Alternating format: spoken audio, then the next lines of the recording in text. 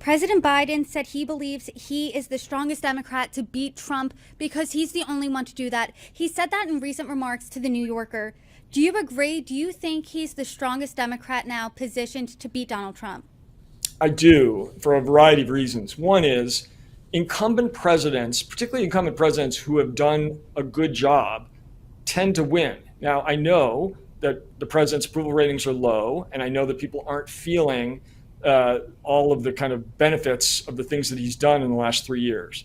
I'm well aware of that. But I'm hopeful that that changes because all the economic indicators are pointing in the right direction. And it is possible that over the course of the next few months, people will begin to really feel that in their lives. They probably won't feel the effects of the big pieces of legislation that he passed unless they live in places where, the CHIPS money or the infrastructure money or the IRA money is being spent. But he has 8 months to make sure people understand what he's done and what his vision is for the future. So being the incumbent president is really a huge advantage. Most of the time they win. And I think that's true here too. And then the second thing I would point out is that unless you have run for president before, there is no way to know whether you, a successful governor or senator or any kind of elected official or other politician, will be any good at running for president.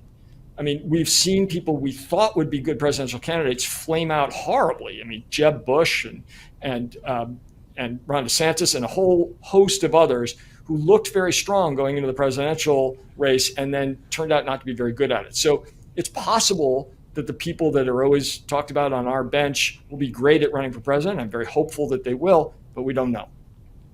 Do you think then that Democrats have a messaging problem? Because according to a recent HarrisX Forbes poll, more voters think that President Trump over President Biden would be better equipped at handling top issues such as immigration and the economy.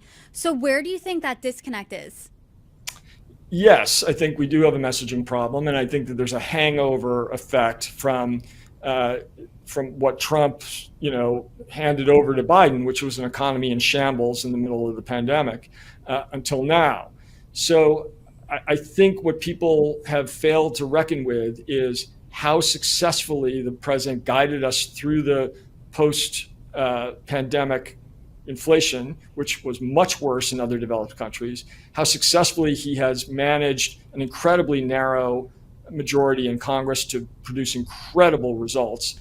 And the fact that we are facing a very strong economy with real tailwinds behind us. I mean, inflation is very low. Unemployment is very low. The stock market is very high. I mean, your viewers know all of this, but I think most people don't. And I think we have 8 months to make sure that that changes. All of those numbers suggest that, yes, the economy is doing better this year than it was at this time last year.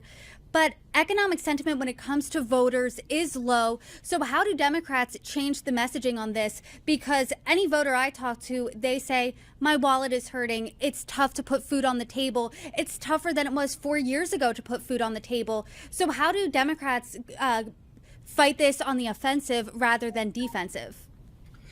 Well, I think we have to stipulate that the job is not done and that people are still hurting. But I do think we've got to make sure that people understand what has happened over the course of the last several years, where the United States has come out of the recession, out of the post-pandemic, economic dislocation, incredibly strong. Where the amount of investment in America under Biden is like 240 times higher than it was under Trump. All the things Trump brags about having done, Biden actually did, and Trump did not. Trump did not get an infrastructure bill done, so our crumbling roads and bridges got no better under Trump. They're being repaired under President Biden. Trump did nothing to onshore critical things like silicon chips and other things that we are now building plants to build in the United States. Trump did nothing to make sure that the United States is a clean energy leader. That's happening because of the IRA.